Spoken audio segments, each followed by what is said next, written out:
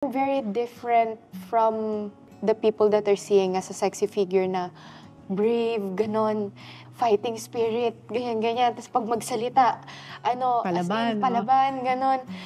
Super different po ako as that. Pero ganito po ako. Mahinhin talaga siya in person. Pag sinasabi naman ng mga tao ngayon na ikaw ang Viva Max Queen, ano yung feeling ng ganun? Up until now, hindi ko pa rin maano na. Pero yun na yung tawag sa'yo, ikaw na ang Viva Max Queen. Very happy na honored ako na, May queen. ganun na yung tingin sa akin ng mga tao. Queen na yung tawag nila sa'yo sa Viva Max. Ang saya na ganun yung tingin sa akin nila. Kahit sa sarili ko, hindi ko tingin yung sarili ko na, ay, ako pa rin to at first. But I'm thankful na sobrang ganun tingin sa akin ng mga tao.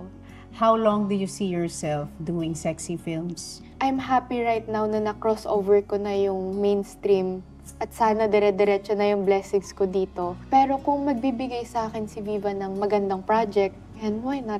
Why not pa rin? It's still a blessing. Pag sinabi nila yung Angelicang na name, ano yung gusto mong maisip ng mga tao sa'yo? A person who never gives up.